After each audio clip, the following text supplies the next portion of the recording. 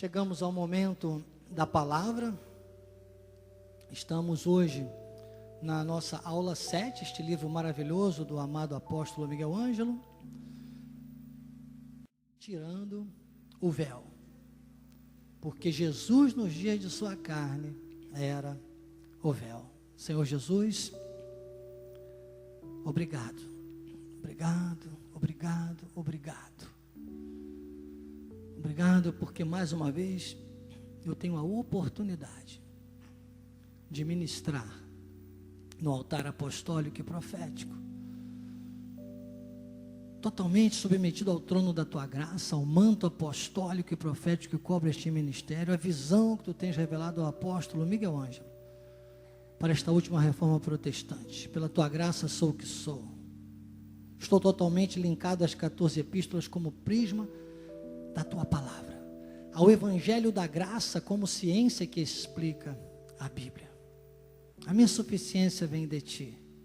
Continua falando agora de maneira profunda, nas raízes, Pai, da revelação da graça de Deus, para que possamos crescer na tua graça e no teu conhecimento, para a tua honra e para a tua glória.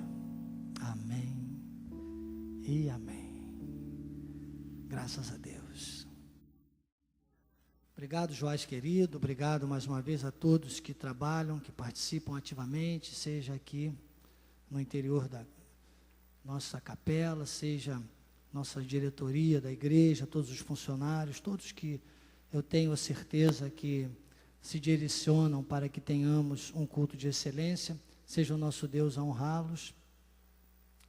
Quero também sempre tecer a minha palavra de gratidão e pedir a Deus honra sobre a vida do apóstolo Miguel Ângelo, da bispa Rosana, nossos bispos primazes, nossos bispos nacionais, Sérgio Costa, Ana Carolina, nossos bispos pastorais, bispo André, bispa Cristiane e toda a família apostólica, por liberarem o altar para que eu possa ministrar a palavra da graça de Deus e receberem as nossas vidas, a minha vida e a vida da minha esposa, sempre de forma tão ampla, para essa ministração da graça de Deus. Bem-haja, seja o Senhor a honrar a cada um e também declaro a honra de Deus sobre a vida de cada um de vocês, né? Seja aqui presencialmente, seja pela internet.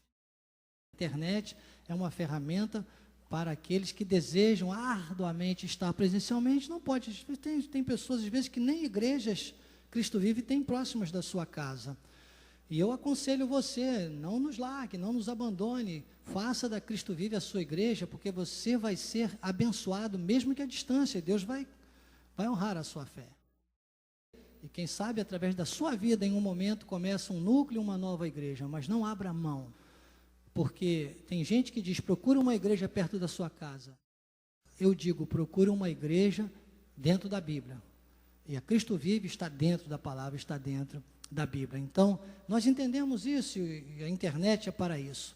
E eu não vou desmerecer vocês que conseguem também, né, se desvencilhar de tudo e também pela internet faz da sua terça-feira a escola de capacitação e crescimento espiritual. Receba profeticamente o que o Senhor disse. Os que me buscam em primeiro lugar, está lá em Mateus 6, do 31 em diante, vão ter todas as coisas, vão ter tudo acrescentado, e depois ele vai explicando isso de maneira maravilhosa. Coloca aí para mim, Mateus 6, vamos fazer logo uma remissão.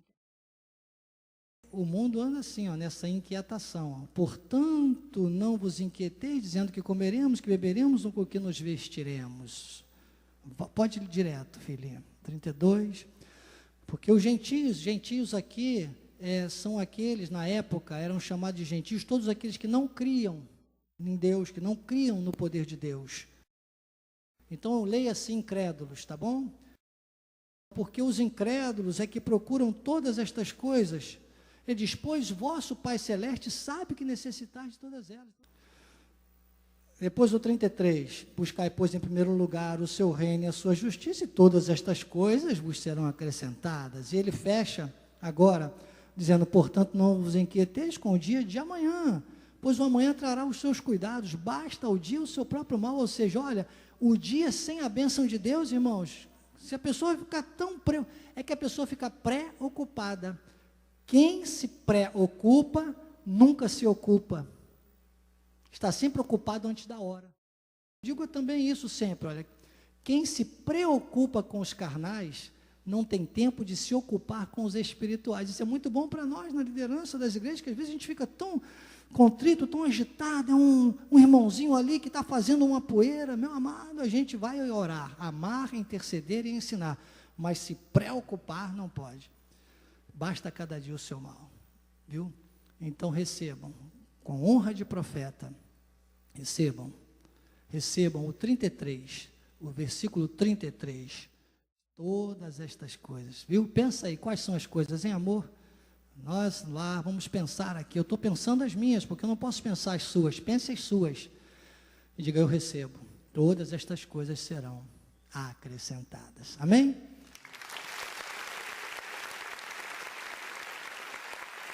Nós na aula passada, na aula 6, paramos aqui na segunda página do capítulo 3, né?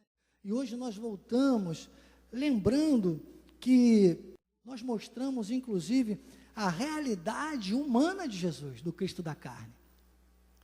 Ok? Um Cristo que foi alimentado pelo cordão umbilical de Maria. Ele nasceu numa manjedoura, ele foi criado, obra do Espírito Santo, sem pecado. Sabe, o salmista chega a dizer, num momento, ele diz, olha, eis que em iniquidade fui formado e em pecado me concebeu a minha mãe. Jesus não foi concebido em pecado, porque não houve a conjunção carnal que simbolizava o pecado do Éden. E aí poderíamos entrar aqui sábados adentro, como eu já fiz no passado, que não interessa para nós, não vai mudar a nossa vida espiritual. Só é importante saber que Jesus, ele teve toda essa conexão de geração e de gestação, humanamente falando, por isso que ele pôde chorar, por isso que ele pôde sentir ali o drama de Lázaro, não é verdade? Ali das irmãs de Lázaro, da família, ele pôde sentir tudo isso, por causa dessa região humana. O apóstolo Miguel Ângelo sempre diz, 100% Deus, mas 100% homem, 100% Deus no Espírito, 100% homem na carne. Então, Jesus, imagina, uma estrebaria, parto normal, todas as dificuldades, uma criança, filho de um carpinteiro, que era uma classe com muitas necessidades financeiras, pode-se imaginar, e há inclusive um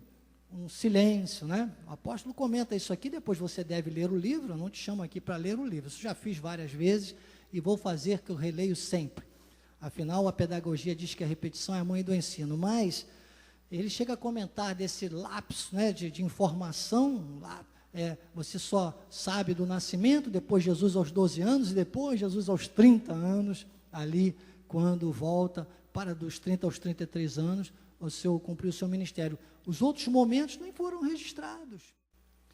Mas você sabe que Jesus teve uma formação e uma criação, desenvolvimento, como todos nós. Vamos lá em Mateus 5,17, olha aqui, ó. Porque é importante você entender, Paulo quando fala aos Hebreus, ele disse, foi tentado a nossa semelhança, porém, sem pecado. Agora você vê Jesus, o da carne, se deparando com a situação dele na carne, e mostrando o que ele na carne veio fazer. Ele disse, não penseis que vim revogar a lei, o da carne não veio revogar a lei.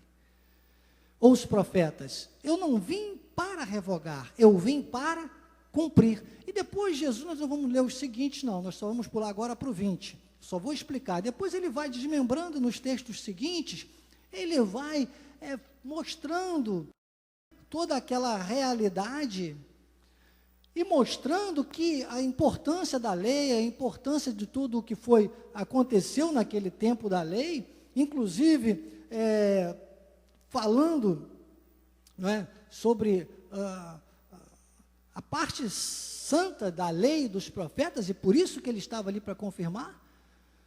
Eu mostrei isso na aula passada, inclusive, que tudo da lei, todos os rituais, tudo que foi criado desde lá, inclusive do Gênesis, que foi antes da lei, mas o Senhor mandou lá o cordeirinho para que Adão e Eva se sentissem habilitados a conversar com Deus, porque Deus já estava vendo eles. Deus não deixou de vê-los, Deus não deixou de conversar com eles, então eles é que precisavam se sentir. Então a lei era para dar esta impressão de que o homem conseguiria agradar a Deus, e não pôde. Ok? Não foi possível, mas Jesus veio e cumpriu. E aí ele diz, eu gosto do 20, porque aqui é um prenúncio da graça de Deus. Jesus disse, olha, vocês vão ter daqui para frente, né? Como aquela musiquinha, há muito tempo que eu não canto, né? Aquela paródia que eu fiz da música do Roberto Carlos, que eu gosto muito das músicas românticas dele, e Deus me deu uma paródia para eu poder, né, me lembrar muito de como eu tenho que cuidar da minha carne. E eu digo assim, daqui para frente tudo vai ser diferente, você tem que aprender a ser crente, a sua carne não vale nada, nada. É isso. Não vale nada. Era o que Jesus estava dizendo. Daqui para frente, quer dizer, ele colocou, explanou nesse contexto, que às vezes parece que a gente está tirando o texto do contexto, por isso que eu gosto de explicar. Inclusive, Bíblia sem contextualização só gera sensacionalismo. No 20 ele disse, porque vos digo que se a vossa justiça não exceder em muito a dos escribas e fariseus, jamais entrareis no reino dos céus. Nem todos escreviam naquela época. Então, aqueles que tinham, sabe, o conhecimento para escrever, eram tão importantes, eram chamados de escribas, porque eles escreviam a lei. Eles tornavam tudo aquilo em escritas. E eles, então, já viu, eu quando estudo, né, hoje ainda, algumas vezes faço alguns cursos, eu gosto de escrever, porque quando você escreve, você fixa melhor.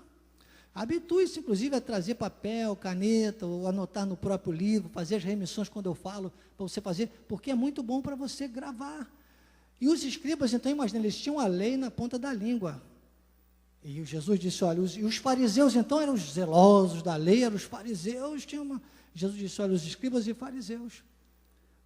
Era um povo que seguia de maneira muito arrojada as leis mosaicas. Ele disse, olha, a justiça de vocês, ou seja, ele está falando para os discípulos, ele está falando para aquele povo que estava ouvindo ele estava dizendo agora, daqui para frente, só que eles ainda não podiam entender. Lá em João 16:12,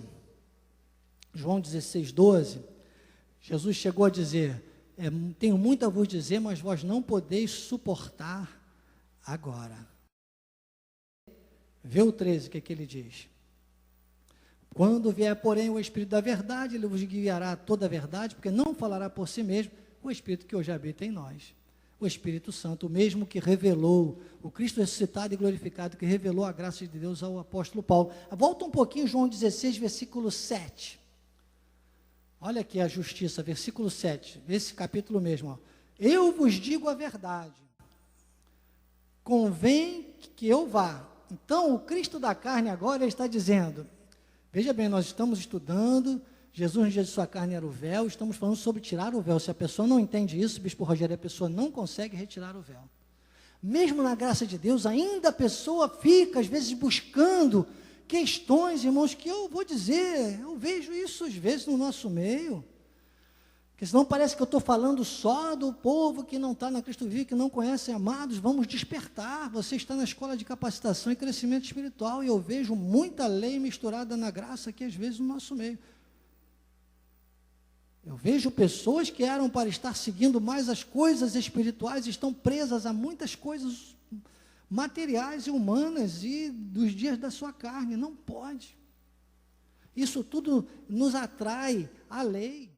Você lê o capítulo 8 de Romanos, você vai entender isso. Você lê o capítulo 5 de Gálatas, você vai entender isso. E Jesus aqui, ele diz, olha, convém que eu vá, convém que o da carne vá. Por isso que Paulo disse, a ninguém conheceis segundo a carne, lá em 2 Coríntios.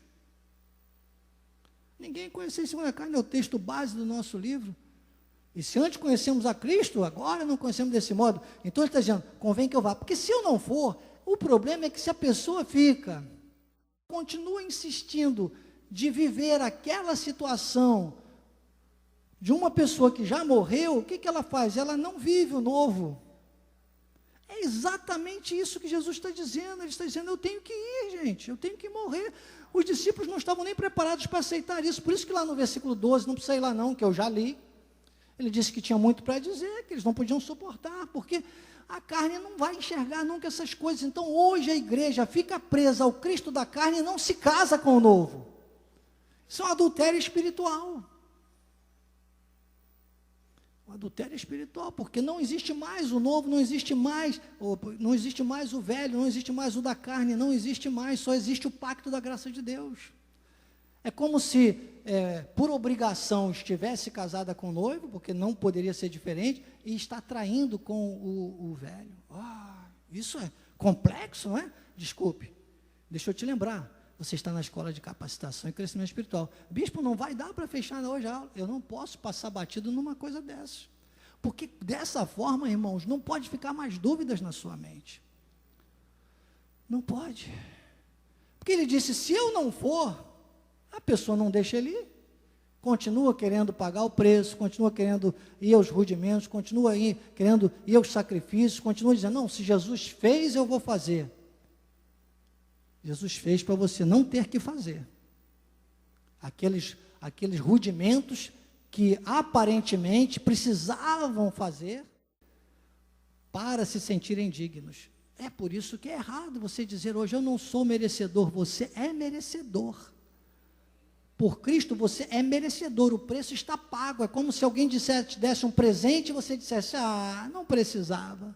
Uma ingratidão. Jesus, imagina, Jesus diz, meu Deus, né? Se Jesus pudesse dizer, vamos aqui pensando nós na carne, né? Meu Deus, eu paguei o preço, eu fiquei aturando eles, eu tive que pregar no Monte das Oliveiras, cheio de mosquito, imagina, em alto mar, fazia de tudo, eu tive que andar sobre as águas, e agora eles querem fazer tudo, carreguei a cruz, eles querem carregar a cruz. Então, irmãos, tem que deixar ir, deixa ir, porque ele disse, se eu não for, o Consolador não virá. Então tem muitas pessoas que não estão vivendo esta obra do Consolador. Ele disse, se porém eu for, eu vou-lo enviarei. Estão entendendo? Então ele já foi, ele já enviou, só que a lei não vive isso. A tradição não vive isso. Aqueles que não abrem os olhos, não tiram o véu, não conseguem enxergar isso. Olha o 8. As formas de tirar o véu. Quando ele vier, convencerá o mundo do pecado, da justiça e do juízo. Quer dizer, você viu Jesus dizendo que a justiça, nossa justiça teria que exceder muito? Quem é que convence isso? É o Espírito Santo, do Cristo ressuscitado e glorificado, o Espírito Santo que era o próprio Deus em carne, que teve que morrer, ressuscitar, ter o corpo glorificado e hoje ser o nosso Consolador, habitar em nós. O poderoso, na carne a nossa semelhança. Mas João, quando ele foi ali para ser batizado, ele disse para João, olha, deixa por enquanto que convém cumprir toda a lei. João disse, é mais poderoso que eu não sou digno nem de calçar. Então, tanto João quanto Jesus, né, os dois estavam o quê? Na ministração da lei. Sendo que Jesus era mais poderoso, porque Jesus, sim, João não pôde cumprir toda a lei e confirmar os profetas, Jesus podia. Então olha que situação interessante, olha que coisa tremenda, olha que revelação, olha que conjunto da obra que Deus nos dá nesta manhã. Agora nós temos condições sobrenaturais, diga, condições sobrenaturais, de viver esse mais poderoso, que é o que está na nossa vida. Romanos 5, 17 a 19. Romanos 5, 17 diz, olha, remissões, tudo aqui, no finalzinho da página, eu voltei na página 50, no finalzinho, quando o apóstolo fala assim, no último parágrafo, Jesus disse de si mesmo, não pensem que eu vim acabar com a lei de Moisés e os ensinamentos dos profetas, não vim acabar com eles, e sim dar o verdadeiro sentido a eles. É aqui que eu quero ligar com você, o que nós lemos em Mateus 5, quando Jesus disse, tem que exceder muito, a nossa justiça tem que exceder muito. Olha lá, ele cumpriu e ele avisou, tem que exceder muito. Quando excede muito, agora o poderoso, o ressuscitado e glorificado, manifesta o que está em Romanos 5, do 17 ao 19. Olha aqui, a graça de Deus. Olha quando tira o véu. Se pela ofensa de um e por meio de um só reinou a morte, muito mais os que recebem. Você recebe? É que a pessoa não recebe. Não recebe. Primeiro, então, tem que receber, diga receber. A abundância da graça. E o dom da justiça. Quer dizer que o Cristo ressuscitado e glorificado, o Espírito Santo em nós, tem a abundância da graça e o dom da justiça. Com isso, nós vamos o que? Reinar em vida. Por meio de um só, a saber, Jesus Cristo. Então, nós temos agora a condição sobrenatural de excedermos em muito a justiça que eles se achavam, porque a graça é complexo. Uma vez conversava com um cliente, ele não era judeu, mas ele seguia uma igreja de judeu convertido, uma coisa assim confusa. Um dia ele, sabe o que ele disse para mim, depois que eu coloquei essas questões para ele, num dos almoços, que ele me chamava só para me ouvir a graça, que o Senhor tenha cortado, né, aquele coração, porque a semente a gente lança, Deus que faz a obra. E ele disse assim: Daniel, vou te confessar uma coisa. Eu até entendo, mas eu acho que a graça, ela cobra muita responsabilidade da gente. Exatamente. É só isso, irmão. É só isso. João 8,32 diz, conhecereis a verdade vos libertará. Estamos livres. Nós temos que nos sentir purificados, santificados, não mais dependentes da lei, que era a condenação, que era acusatória, que era uma coisa, sabe, que reprimia, para que nos achássemos dignos de nos aproximar de Deus. Agora nós temos que nos sentir purificados, mas isso traz uma responsabilidade. Então nós temos liberdade mais responsabilidade igual autoridade. A graça não é licença para pecar, trazendo a responsabilidade. Paulo, quando fala aos Romanos no capítulo 6, diz aí, e daí? Havemos de pecar? Romanos lá no capítulo 6, que são capítulos que eu falo que você precisa estudar. Romanos do capítulo 6 ao capítulo 8. Estude sempre esses 3 capítulos da Bíblia. Você vai ver a diferença que isso vai fazer na sua vida. Romanos, do capítulo 6 ao capítulo 8. Ele diz, muito mais. Recebe muito mais, abundância, autoridade. Ele diz, reinarão em vida, por meio de um só, a saber, Jesus Cristo. Agora, como é que isso se opera? Vamos ao 18. Pois assim como por uma só ofensa veio o juízo sobre todos os homens, para condenação, que a lei era só para condenação, era só para lembrar do pecado. Assim também por só um ato de justiça veio a graça sobre todos os homens para a justificação que dá vida. Nós fomos justificados, nós temos essa justiça sobre a nossa vida. Então diga, liberdade, mais responsabilidade, igual autoridade. A matemática espiritual da graça de Deus.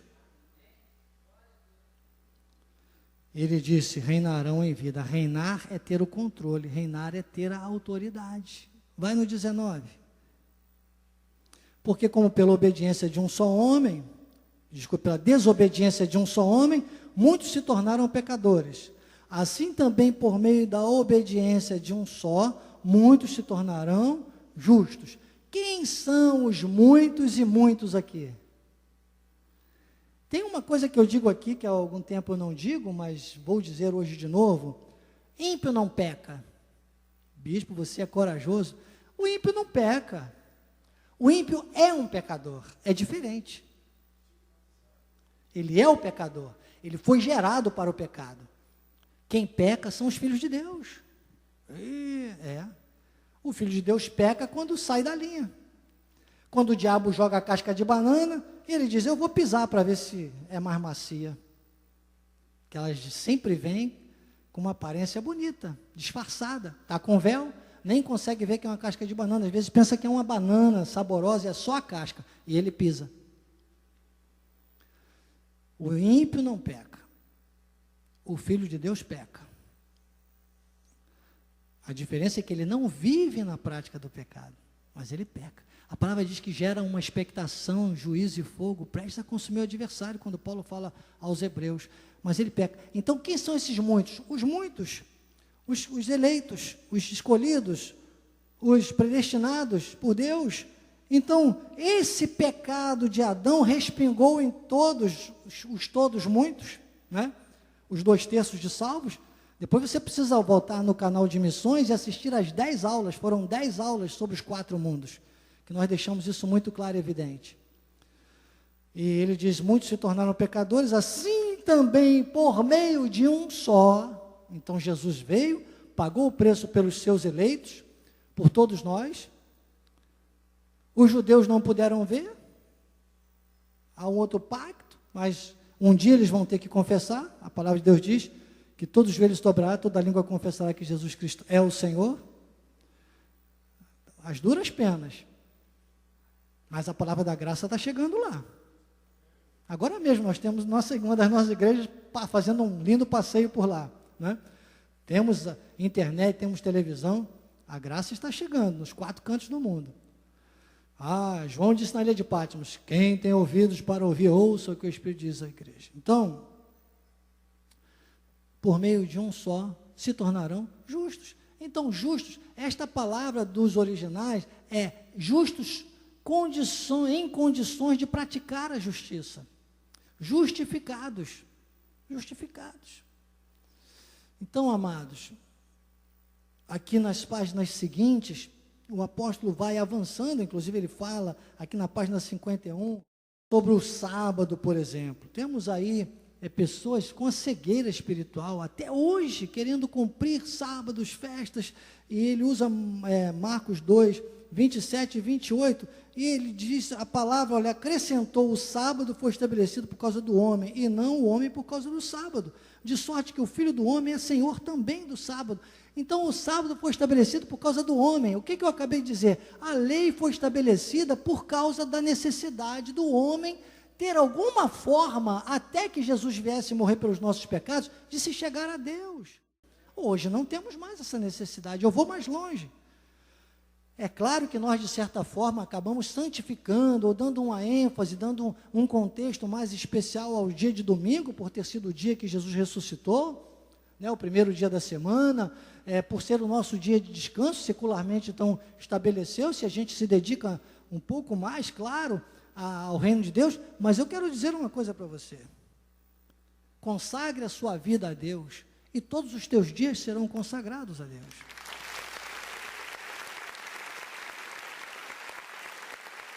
É isso, graça de Deus é isso, tem que exceder, não podemos ter um dia santificado. Eles tinham um dia santificado, que eles se sentiam, não, irmãos, nós acabamos de louvar aqui no momento de louvor, este é o dia que o Senhor nos deu, todos os teus dias, este teu dia está consagrado ao Senhor. Levante-se pela manhã, como graças a Deus eu sempre faço, Senhor, obrigado por este dia, renova as minhas forças, manifesta sabedoria, eis-me aqui, já consagrou o seu dia.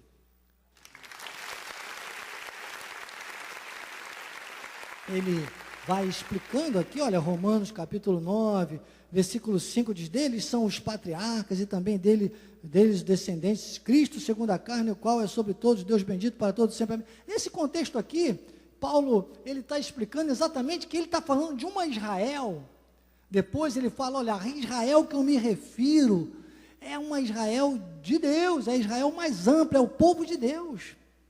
Agora, o da carne tem toda essa ligação, tem toda essa conexão, nós respeitamos, mas precisamos agora entrar no eixo espiritual. Olha, Gálatas 5, versículo 4, diz, de Cristo vos desligastes, vós que procurais justificar-vos na lei da graça decaístes. Então isso é muito sério.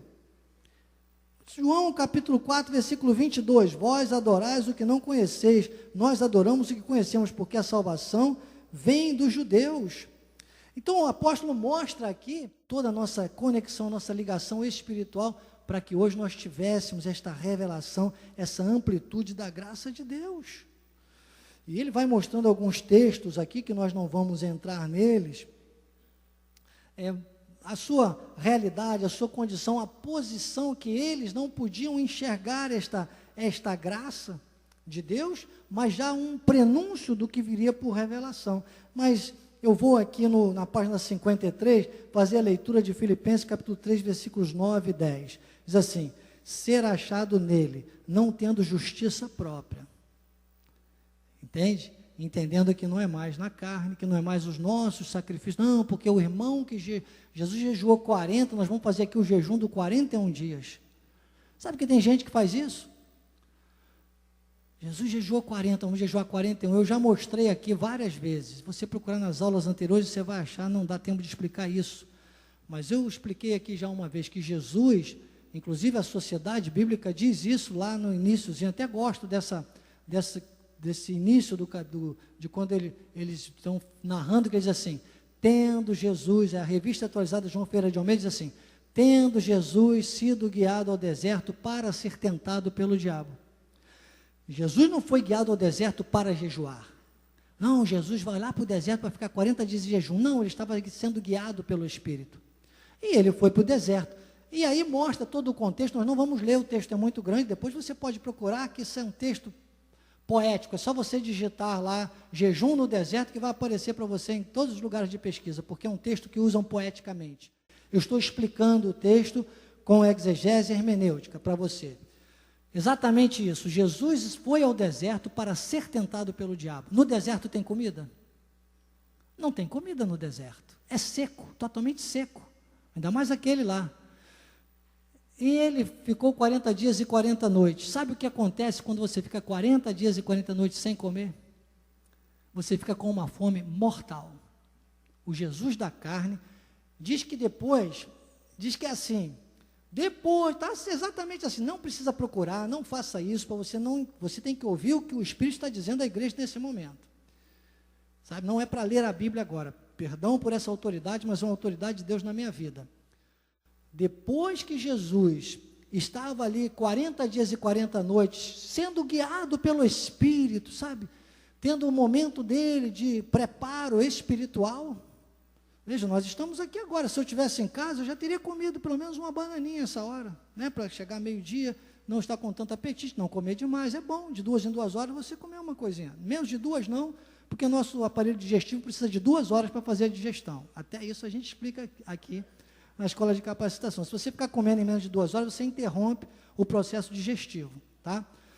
Mas, você imagina, eu estou aqui bem, graças a Deus, e eu ficaria, acreditem, eu ficaria. Quanto tempo mais Deus me mantivesse aqui, eu ficaria. Irmãos, acreditem, eu amo ouvir Deus e poder ser canal de Deus para as nossas vidas, porque eu ouço também para a minha vida. Então Jesus, ele estava no deserto, não podia comer, porque primeiro que ele estava sendo guiado, como nós estamos aqui.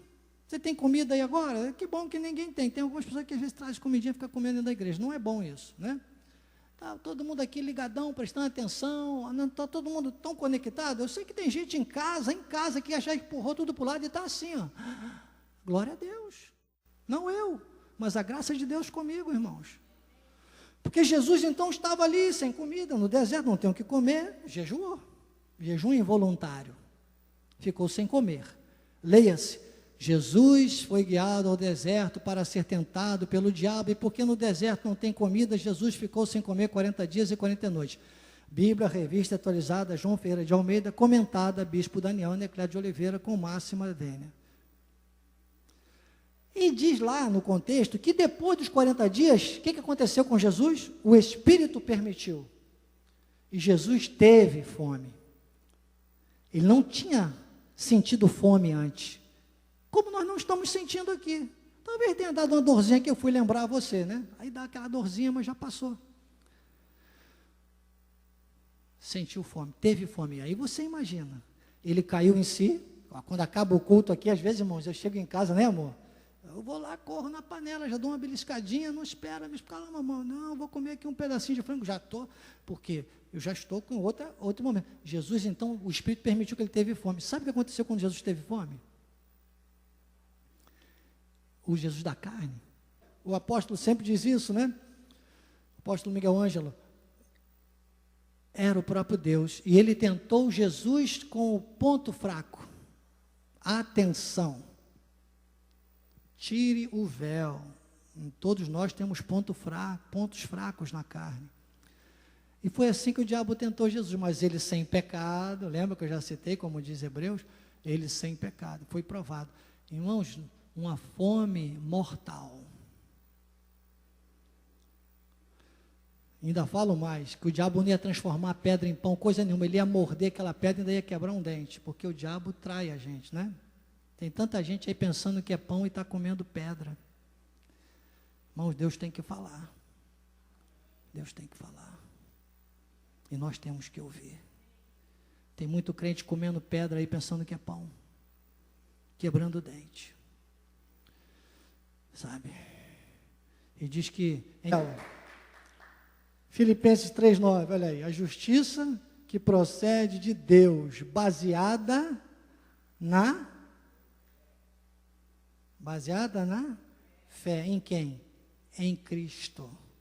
A justiça que procede de Deus baseada na fé, para o conhecer e o poder da sua ressurreição, e a comunhão dos seus sofrimentos, conformando-me com ele na sua morte. Então, o apóstolo diz aqui no finalzinho da página 53, nós fomos chamados para duas tarefas. A primeira, conhecer Deus como ele realmente é. Infelizmente, poucos o conhecem. E o apóstolo diz, eu mesmo até receber a revelação da graça, não o conhecia, a não ser de ouvir falar. E através da lei que ele cumpriu, eu o servia. Eu não sabia que Jesus era o próprio Deus. Quando eu lia o versículo, eu e o Pai somos um, eu não conseguia entender, lá em João 17:30, o apóstolo cita aqui, né? Eu não conseguia entender o que ele queria dizer. Aí ele diz, e a segunda? Então, primeiro, entender que ele realmente, né, como ele realmente é. Agora, a segunda, para conhecer o Cristo ressuscitado, conhecer Cristo e também desfrutar do poder da sua ressurreição. E aí, em 1 Coríntios 6,17, ele diz, mas aquele que se une ao Senhor é um. Aquele que João já reconheceu, mesmo da carne, olhando ali para cumprir a lei, disse, é mais poderoso, ele venceu tudo. Hoje nós somos um Espírito com ele. Hoje nós vivemos aquilo que deu origem ao nosso nome. E eu encerro com esse versículo, Gálatas capítulo 2, versículo 20. Gálatas capítulo 2, versículo 20. Logo. Agora, se o da carne ficar vivendo, se a gente quiser viver junto com o da carne, a gente não pode dizer isso. Já não sou eu quem vive. Se eu conseguir e compreender que o Cristo da carne está morto, eu consigo também amortecer a minha carne. Eu consigo colocar a minha carne em segundo plano. Ele disse, não sou eu quem vive, mas Cristo vive em mim. E esse viver que agora tenho na carne, vivo pela fé no Filho de Deus, que me amou e a si mesmo se entregou por mim. Assim seja, assim disse o Espírito da graça.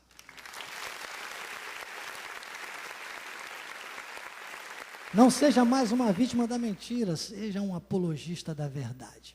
Não seja mais na estatística da crise, seja um protagonista da vitória. Eu sou o bispo Daniel Anacleto, com a minha linda, querida e reluzente esposa, bispa Lídia, e esta foi mais uma escola de capacitação e crescimento espiritual. Senhor Jesus Cristo, obrigado, Senhor. Obrigado.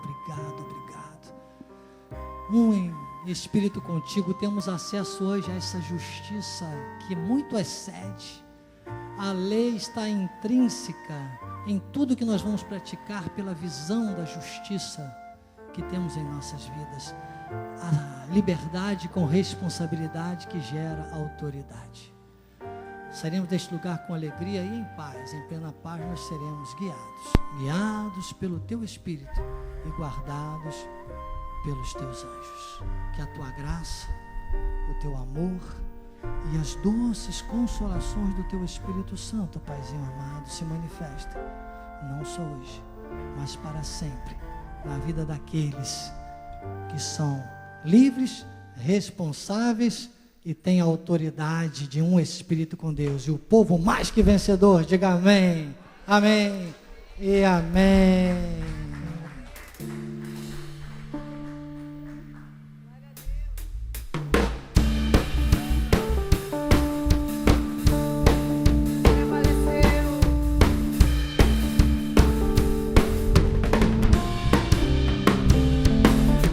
Senhor prevaleceu e venceu seus inimigos.